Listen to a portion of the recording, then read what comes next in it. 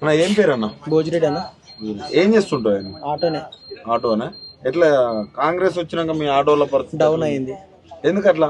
Free bus పెట్టినందుకు free bus పెట్టినందుకు అంతే, ఇక వేరే బాధ ఏం లేదు. అంతేనా? మరి ఎందుకు మరి ఫ్రీ బస్సును మీరు వ్యతిరేకిస్తున్నారు? ఆయన ఏమో మహిళల్ని కోటీశ్వరాలను చేస్తా. ఇప్పుడు మహిళలు ఎక్కితేనే కదా మా బండి నడిచేది. మనం వయసు అయితే ఎవరేమో ఎక్కంగా బండి మీద పడితే బస్ కార్ర పడితే పోతుంది. మనం మహిళలు ఎక్కితేనే మా దందా. మహిళలు ఎక్కితే దందేడికి వెళ్ళైతే అప్పుడు ఎంత సంపాదించేది? ఇప్పుడు ఎంత? అప్పుడు 1500 సంపాదిస్తుంటే ఇప్పుడు 500 సంపాదిస్తలేము. మరి ఎట్లా గడుస్తుంది మీకు? ఇంకేం చేస్తాం ఇక గట్లేదు. ఇక దాన్నే ఇక నమ్ముకొని ఉన్నాం కదా మనం అయితే. వేరే పని అయితే చేస్తే లేముగా. మీకు కొంత ఫండ్ కూడా ఇస్తా అన్నట్టుగా ఏమి వేయలేదు. సంవత్సరానికి 12,000 అంట అన్నాడు. సంవత్సరం అయింది, ఏమి వేయలేడు.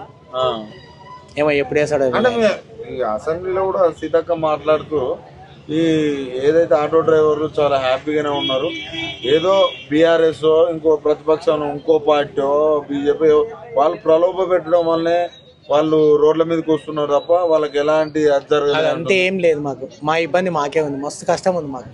కానీ చెప్పుకోలేక సపడాగా నూకుంటున్నాం. రేవంత్ రెడ్డి వచ్చి మీకు ఏం చేసిండంటే ఏం చెప్తారా?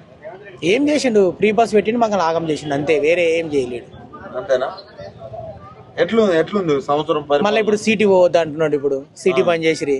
మాకు సిటీ కిరాయి వస్తుండే, అది గిట్ట బంద్ చేసిరి. డీజిల్ బండే ఎక్కువదంట అవుట్ ఆఫ్. ఇది ఒకటి పెట్టిరు కదా, డీజిల్ బండ్లు చార్జింగ్ బండ్లే.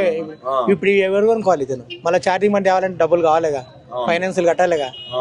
ఇటు కొనట్టు లేడు, అయితే ఇచ్చేటోడు లేడు. మాకు ఇచ్చేటోడు లేడు.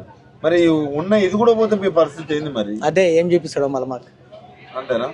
ఎట్లా ఈ సంవత్సర కాలం పరిపాలన ఎట్లా ఉంది రేవంత్ రెడ్డి? ఏముందని అన్ని హామీలు ఇచ్చిరు కానీ ఏ హామీ అయితే లేదు. అంతేనా? హామీ చూసి అందరు ఓట్లు వేసిర్రు. మరి అందరు వేసిర్రు. మళ్ళీ అందరు ఓట్లు ఎట్లుంది మార్పు? కొత్త ప్రభుత్వం వస్తే ఏమైనా చేస్తుండొచ్చు అని చేసిర్రు. ఆయన ఏం చేస్తలేడు కానీ టైం